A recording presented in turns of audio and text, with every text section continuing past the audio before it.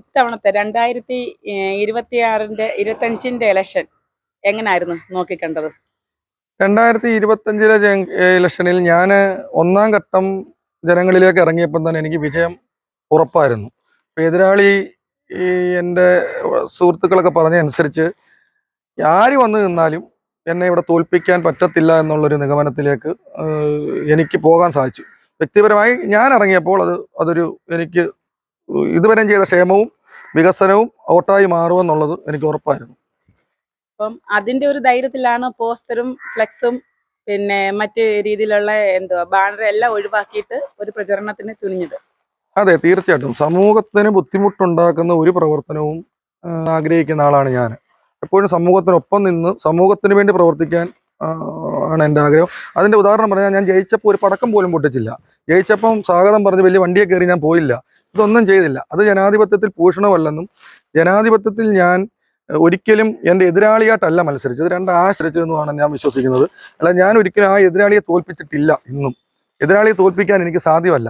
ജനാധിപത്യത്തിൽ ജനങ്ങൾ എനിക്ക് 24 വോട്ടും കൂടി തന്ന് 24 മെറിറ്റ് വോട്ടും കൂടി തന്ന് എന്നെ ആക്കി. അപ്പൊ യഥാർത്ഥ രണ്ട് നിലപാടുകൾ തമ്മിലുള്ള മത്സരമാണ് ഇവിടെ നടന്നത്. അല്ല, വ്യക്തിപരമായിട്ട് വരുമ്പം എതിരാളികളിൽ മത്സരിച്ച ആൾക്കാരോട് സൗഹൃദം മാത്രമേ ഉള്ളൂ. തീർച്ചയായിട്ടും എല്ലാവരും സുഹൃത്തുക്കളും ഒരേ നാട്ടുകാർ, ഒരേ വാർഡുകാരും ഒക്കെയാണ്. അതെ, അവർക്ക് എന്നോട് എന്തോ ദേഷ്യമുള്ളതായിട്ട് അവർക്ക് തോന്നുന്നുണ്ട്. പക്ഷെ എനിക്ക് അവരോട് ഒരു ദേഷ്യവും ഇല്ല. ഇനി ഒരിക്കലും ദേഷ്യം ഉണ്ടാവത്തില്ല. അത് എതിരാളിയോടെന്നല്ല, ഒരാളോടും സമൂഹത്തിൽ അങ്ങനെ ദേഷ്യം ഉണ്ടാവരുത് എന്ന് ആഗ്രഹിക്കുന്ന ആളാണ് ഞാൻ. മറ്റൊരാളോട് മോശമായി പെരുമാറരുതെന്നും മറ്റൊരാൾക്ക് എന്തെങ്കിലും ഗുണം ചെയ്യാൻ പറ്റുമെങ്കിൽ അത് ഗുണം ചെയ്യണമെന്നും ഒരു കാലത്തും ആരോടും ദോഷം ചെയ്തതെന്നുമാണ് എൻ്റെ വ്യക്തിപരമായ അഭിപ്രായം. ഒരു നിരീശ്വരവാദി കൂടിയാണെന്നാണ് പുറമേയും പരിചയപ്പെട്ടിടത്തോളം അറിയാൻ കഴിഞ്ഞത്. അപ്പം പിന്നെ ഈശ്വരൻ ഇല്ലെന്നൊക്കെ വാദിക്കുന്ന ഒരു കൂട്ടത്തിലാണെന്നാണ് നമ്മുടെ ഒരു കണ്ടെത്തൽ. അപ്പൊ അതിനെക്കുറിച്ച് എന്താ, അത് നമ്മുടെ ഇലക്ഷന്റെ ഇടയ്ക്ക് ഈ വീടുകളിൽ നിന്നും ആളുകളിൽ നിന്നും അതിനെക്കുറിച്ച് വല്ല പ്രതികരണം ഉണ്ടായിട്ടുണ്ടോ? ആ രീതിയിൽ നിലപാടെടുക്കുന്നത് കൊണ്ട് ഞാൻ യഥാർത്ഥത്തിൽ ഒരു നിരീശ്വരവാദിയാണ്. നിരീശ്വരവാദം എന്ന് പറയുമ്പോൾ സയൻസിനെ വിശ്വസിക്കുക എന്നുള്ളതാണ് എൻ്റെ ഏറ്റവും വലുത്. സയൻസ് വിശ്വാസിയാണ്. അതായത് സയൻസ് ലോകത്ത് എല്ലാവർക്കും ഒരുപോലാണ് ഗുണം ചെയ്യുന്നത്. അതായത് ഞാൻ സ്വിച്ച് ഇട്ടാൽ ലൈറ്റ് കത്തും. അത് സയൻസിൽ ആര് സ്വിച്ച് ഇട്ടാലും ലൈറ്റ് കത്തും. അപ്പോൾ അത് സയൻസ് നമുക്ക് തരുന്നത്. അത് പേ വിഷബാധ എനിക്കും അംബാനിക്കും അമേരിക്കൻ പ്രസിഡന്റിനും ഒരേ ഇഞ്ചക്ഷൻ, അതായത് ആ ഇഞ്ചക്ഷൻ ഒരേ ആണ്. അല്ലാതെ അമേരിക്കൻ പ്രസിഡന്റിന് വേണ്ടി പ്രത്യേക ഒരു ഇഞ്ചക്ഷൻ അല്ലെങ്കിൽ വാക്സിൻ ഇല്ല. കോവിഡ് വാക്സിൻ എനിക്കും അമേരിക്കൻ പ്രസിഡന്റിനും അംബാനിക്കും എല്ലാം ഒരേ വാക്സിനാണ്. അല്ല, പ്രത്യേക ഒരു വാക്സിൻ അവർക്കില്ല. അപ്പൊ സയൻസ് എല്ലാവരെയും കാണുന്നത് ഒരുപോലെയാണ്. എല്ലാവരും ഒരുപോലെ കാണുന്ന ഒരു മേഖലയാണ് സയൻസ് എന്നുള്ളത് കൊണ്ടും തെളിവുകൾ, അതായത് ലോകത്തെവിടെ പരീക്ഷിച്ചാലും ഒരേ ഫലം കിട്ടുന്ന ഒന്ന് സയൻസിന് മാത്രമേ ഉള്ളൂ. ഇന്ത്യ പരീക്ഷിച്ച ഒരു ഫലവും അമേരിക്ക പരീക്ഷിച്ച മറ്റൊരു ഫലമല്ല സയൻസിന് കിട്ടുന്നത്. ലോകത്തെവിടെ ഒരു ഫലമാണ്. അതുകൊണ്ട് ഞാൻ സയൻസിനെ എപ്പോഴും വിശ്വസിക്കുന്നു. സയൻസ് ആണ് സുന്ദരം എന്ന് വിശ്വസിക്കുന്നു. ജനങ്ങളുടെ ഇടയ്ക്ക് അങ്ങനെ ഒരു മനോധാരണ ഉണ്ടായതുകൊണ്ട് ആരും ഒന്നും പറഞ്ഞിട്ടില്ലേ? വാർഡിലെ ജനങ്ങൾക്ക് എന്നെ വ്യക്തിപരമായി അറിയാം. കാരണം എൻ്റെ നിലപാടുകളും എൻ്റെ പോക്കും ഞാൻ എത്രയും പോകുമെന്നും എങ്ങനെയൊക്കെയുള്ള ആളാണെന്നും ഒക്കെ അവർക്ക് കഴിഞ്ഞ 10 വർഷം കൊണ്ട് കൃത്യമായ ബോധമുണ്ട്. എനിക്ക് എൻ്റെ വാർഡിലെ വലിയവൻ താഴ്ന്നവൻ എന്നെനിക്ക് ഇതുവരെ ഇല്ല. രണ്ട് കൂട്ടരെ ഞാൻ ഒരുപോലെയാണ് കാണുന്നത്. എല്ലാവരും എനിക്ക് സമന്മാരാണ്. വലിയവരും ചെറിയവരും എല്ലാം ഒരുപോലെ. ഇപ്പം ഞാൻ പഞ്ചായത്തിലൊരാവശ്യം കഴിഞ്ഞ് വരുന്ന സമയത്ത് വീണ്ടും ഒരാളൊരാവശ്യം പറയുകയാണെങ്കിൽ ഞാൻ അന്നേരം തന്നെ വീണ്ടും പഞ്ചായത്തിൽ പോയി അത് ചെയ്തു കൊടുക്കും. കാര്യം എന്ന് പറഞ്ഞാൽ അത് എൻ്റെ ഉത്തരവാദിത്തത്തിൻ്റെ, ഞാൻ ചെയ്യുന്ന എൻ്റെ ജോലിയുടെ ഉത്തരവാദിത്തത്തിൻ്റെ ഭാഗമാണെന്നുള്ള ബോധ്യം എനിക്കുണ്ട്. അല്ല, നാളെ എന്ന് പറഞ്ഞ് ഞാൻ ഒരിക്കലും മാറ്റി വെക്കാറില്ല. അന്ന് തന്നെ സാധിച്ചു കൊടുക്കേണ്ടത് അന്ന് തന്നെ സാധിച്ചു കൊടുക്കാനാണ് ഞാൻ പൂർണ്ണമായിട്ട് എപ്പോഴും ശ്രമിച്ചിരിക്കുന്നത്. നാളെ ശ്രമിക്കാൻ പോകുന്നതും അത് തന്നെയാണ്. കഴിഞ്ഞ 2020-25 വർഷം അപ്പൊ താങ്കളുടെ ഭാര്യയായിരുന്നു പഞ്ചായത്ത് മെമ്പറായിട്ട് വന്നത്. അപ്പം ഭാര്യയ്ക്ക് വേണ്ട പിന്തുണ ചിത്ര രഞ്ജിത്ത് അല്ലേ? അപ്പം ചിത്രയ്ക്ക് വേണ്ടുന്ന പിന്തുണ എങ്ങനെയൊക്കെയാണ് നൽകിയത്? ചിത്ര യഥാർത്ഥത്തിൽ പഞ്ചായത്തിലെ പ്രവർത്തനങ്ങളിൽ മാത്രമാണ് ചിത്ര ഒപ്പിടുന്നത്, ഇവിടുത്തെ പേപ്പർ കൊടുക്കേണ്ടത്, അങ്ങനെയൊക്കെയുള്ള കാര്യങ്ങളാണ് ചിത്ര ഇടപെട്ടത്. ബാക്കിയുള്ള പൊതു കാര്യങ്ങൾ, അതായത് നമ്മുടെ സ്റ്റേറ്റിന്റെ ആനുകൂല്യങ്ങൾ മേടിച്ചു കൊടുക്കുന്നത്, നമ്മുടെ രാജ്യത്തിന്റെ ആനുകൂല്യങ്ങൾ മേടിച്ചു കൊടുക്കുന്നത്, അത്തരം കാര്യങ്ങളെല്ലാം ഞാനാണ് കൂടുതലും അത് ഇടപെട്ടത്. ആദ്യത്തെ 2015-20 വർഷത്തെ എങ്ങനെ മെമ്പറായിട്ട് നിന്നോ അതേപോലെ തന്നെ ഒരു 2 മെമ്പറുടെ ഒരു സാന്നിധ്യമായിരുന്നു 20-25 വർഷത്തെ കാലയളവിൽ, അല്ലയോ? തീർച്ചയായും തീർച്ചയായും. അതായത് 2 മെമ്പറുടെ കാര്യമാണ്. അതായത് പുറത്തെ ലൈറ്റ് ഇടിയിൽ ഇപ്പം ലൈറ്റ് ഇടുന്നതിന് ഇപ്പോൾ ഒരു ലേഡി എന്ന നിലയിൽ അവർക്ക് പോകാൻ സാധ്യമല്ല. പിന്നെ ചില പ്രശ്നങ്ങളിൽ ഇടപെടുന്നതിനകത്ത് സ്ത്രീകൾ ഉള്ളൊരു പരിമിതിയൊക്കെ ഉണ്ട്. അപ്പോൾ അത്തരം കാര്യങ്ങളിൽ എന്നാലും എൻ്റെ കൂടെ വരും. ഏത് ആവശ്യത്തിനും ഏത് പാതിരാത്രിക്കും അങ്ങനെ രാത്രിയിലൊന്ന് ഇറങ്ങി പോകണമെന്ന് വെച്ചാൽ കാർ എടുത്തുകൊണ്ട് പോകുമ്പോൾ എൻ്റെ കൂടെ ആളും ഇറങ്ങി വരാറുണ്ട്. എൻ്റെ കൂടെ തന്നെ രാത്രിയിൽ എൻ്റെ കൂടെ വരാറുണ്ട്. പക്ഷേ ഏത് വിഷയത്തിനും പോലീസ് സ്റ്റേഷൻ കേസായാലും എല്ലാം എൻ്റെ കൂടെ വരാറുണ്ട്. ചില വിഷയങ്ങളിൽ നമ്മൾ ഒറ്റയ്ക്ക് പോകാൻ പറ്റത്തില്ല, മെമ്പറുടെ സാന്നിധ്യം കൂടെ നമുക്ക് വേണ്ടി വരും. അപ്പോൾ ആ മെമ്പറെ കൂടെ കൂട്ടിയാണ് ഞാൻ എല്ലാത്തിലും പോയിരിക്കുന്നത്. അപ്പം ഇനിയിപ്പം 25 വർഷത്തേക്ക് കിട്ടിയിട്ടുണ്ടല്ലോ ഇപ്പം മെമ്പർ സ്ഥാനം. ഇത് കഴിഞ്ഞിട്ട് അടുത്ത ഇലക്ഷൻ വരുമ്പോഴും മത്സരിക്കാൻ ഒരു ചാൻസ് വന്നാൽ വീണ്ടും മത്സരിക്കാൻ മുന്നോട്ട് വരുമോ? ലോകത്തിലെ ഏറ്റവും ടെൻഷൻ പിടിച്ച പണികളിൽ ഒന്നാണ് ഈ വാർഡ് മെമ്പർ ജോലി എന്നുള്ള കാര്യത്തിൽ എനിക്ക് യാതൊരു സംശയവുമില്ല. ഞാൻ ഉദാഹരണം പറഞ്ഞാൽ, ഈ വാർഡ് മെമ്പർമാരെല്ലാം ഇപ്പം മത്സരിക്കുമ്പോൾ 1.5 ലക്ഷം രൂപ മുതൽ 2 ലക്ഷം രൂപ വരെ. എൻ്റെ വാർഡിൽ അദ്ദേഹത്തിന് എനിക്കൊന്ന് 5 ലക്ഷം രൂപ ചിലവായെന്ന് തോന്നുന്നു. ഈ 2.5 ലക്ഷം രൂപ ചെലവഴിക്കുന്ന ഈ വാർഡ് മെമ്പർ 2 ലക്ഷം രൂപ 8000 രൂപയേ ഉള്ളൂ ഓണറേറിയം.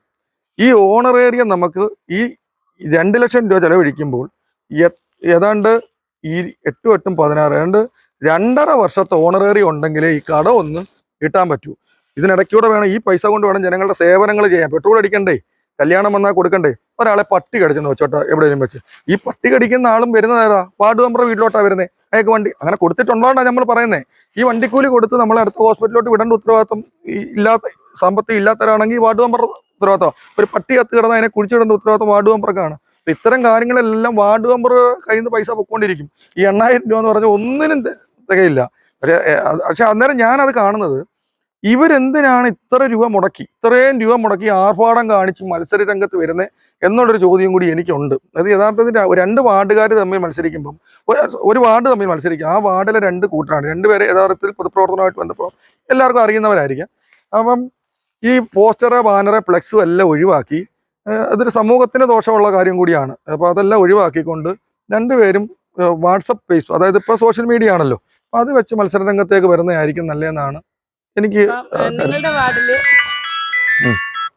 നിങ്ങളുടെ വാർഡില് ഈ ഇത്തവണത്തെ ഇലക്ഷന് സോഷ്യൽ മീഡിയ ഒരു പ്രധാന പങ്ക് വഹിച്ചിട്ടുണ്ട്. അതിന്റെ കുറിച്ച് എങ്ങനെ പറയാനുള്ളത്? തീർച്ചയായും. ഞാൻ പണ്ട് മുതലേ സോഷ്യൽ മീഡിയ രംഗത്ത് ഏതാണ്ട് 10-15 വർഷമായിട്ട് സോഷ്യൽ മീഡിയ കൃത്യമായി ഉപയോഗിക്കുന്ന ആളാണ്. ഇപ്പം അതിനെ വലിയ പ്രൊമോട്ട് ചെയ്തല്ല, ഞാനൊരാളെ ഷെയർ ചെയ്തോ അങ്ങനെ പിടിക്കുന്നില്ല. ഞാനൊരു പോസ്റ്റ് ഇടുവാണെങ്കിൽ അത് എൻ്റെ മാത്രം പോസ്റ്റ് ആയിരിക്കും. ഞാൻ വേറെ ടാഗ് ചെയ്യാനൊന്നും ഞാൻ ശ്രമിക്കാറില്ല, ഒരിടത്തും ഞാൻ ടാഗ് ചെയ്തിട്ടില്ല. അങ്ങനെ സോഷ്യൽ മീഡിയ പ്രവർത്തനങ്ങൾ ഇവിടുത്തെ ജനങ്ങൾ ഏറ്റെടുത്തു എന്നുള്ളതാണ്. എനിക്ക് സ്വന്തമായിട്ട് ഒരു ഗ്രൂപ്പുണ്ട്. 465 പേരോളം നമ്മുടെ വാർഡ് ഗ്രൂപ്പിലുണ്ട്. അത് ഏത് കാര്യം വന്നാലും പഞ്ചായത്തിന് അതൊരു വലിയ ഘടകമാണ്. അപ്പോൾ ഞാൻ ചെയ്യുന്ന 1-2 പ്രവർത്തനം എന്ന് പറഞ്ഞാൽ, ഇപ്പോൾ ഒരു തെങ്ങ കയറാൻ ആൾ വേണം, നമ്മളൊരു തെങ്ങ കയറാൻ ആളുടെ നമ്പർ ആ വാട്സാപ്പ് ഗ്രൂപ്പിൽ ഇടും. ഇപ്പോൾ ഒരു അതിഥി തൊഴിലാളിയെ നമുക്ക് വേണം, അപ്പോൾ നമ്മൾ ആ ഗ്രൂപ്പിൽ അതിഥി തൊഴിലാളിയുടെ പേരും നമ്പരും എല്ലാം ഇട്ട് കൊടുക്കും.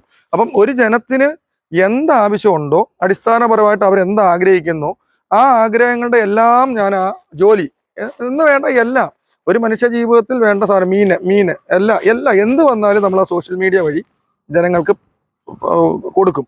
അപ്പം കറണ്ടില്ല, അപ്പം വെള്ളം അടിക്കണം, മോട്ടർ, അതുവരെ ഞാൻ ഈ സോഷ്യൽ മീഡിയ വഴി നമ്മൾ ആ ഗ്രൂപ്പ് വഴി പറഞ്ഞ് അവരെ അത് വെള്ളം ഉറപ്പിക്കുക. ഇപ്പം ഇന്ന് മഴ പെയ്യുമെങ്കിൽ വെള്ളം അടിപ്പിച്ചിടാനുള്ള സംവിധാനം വരെ ഈ വാർഡ് ഗ്രൂപ്പിൽ കൂടെ നമ്മൾ ചെയ്യാറുണ്ട്. അപ്പോൾ ഒരു സോഷ്യൽ മീഡിയ ആ ഒരു ഗ്രൂപ്പ് എൻ്റെ വലിയൊരു ആക്റ്റീവ്. ആ ഗ്രൂപ്പിലുള്ള ഏതാണ്ട് ഒരു 85% പേര് എനിക്ക് വോട്ട് ചെയ്തതായിട്ട് ഞാൻ വിശ്വസിക്കുന്നുണ്ട്. അപ്പം അതിന്റെ ഒരു മാറ്റം ഇനി ഇതുവരെ പ്രവർത്തിച്ചതിൽ നിന്നും വ്യത്യസ്തമായിട്ട് എന്തെങ്കിലും പ്രവർത്തനങ്ങൾക്ക് മുൻതൂക്കം നൽകുന്നുണ്ടോ വാർഡില്? തീർച്ചയായിട്ടും. നമ്മൾ ഇനിയിപ്പോൾ എൻ്റെ പ്രധാന പ്രവർത്തനം എന്ന് പറയുന്നത്, നമ്മുടെ ഒരു 4 സെന്റ് സ്ഥലം ഗവൺമെൻറ് തന്നിട്ടുണ്ട്. നമ്മളൊരു അംഗൻവാടി കെട്ടിടം, ഒരു നല്ലൊരു അംഗൻവാടി കെട്ടിടം ഇപ്പോൾ നമുക്ക് വഴിയില്ലാത്ത സ്ഥലത്താണ്.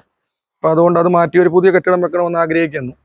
അത് വൈഷ്ണവി നമ്മുടെ ജില്ലാ പഞ്ചായത്തിലേക്ക് ജയിച്ചിട്ടുണ്ട്. അദ്ദേഹത്തോട് മത്സരിക്കുന്നതിന് മുമ്പേ തന്നെ ഞങ്ങളുടെ വാർഡ് മെമ്പർ ചിത്ര മെമ്പർ പറഞ്ഞിരുന്ന ഒരു കാര്യമാണ്, വൈഫ് പറഞ്ഞിരുന്നു അംഗനവാടിയുടെ കാര്യം.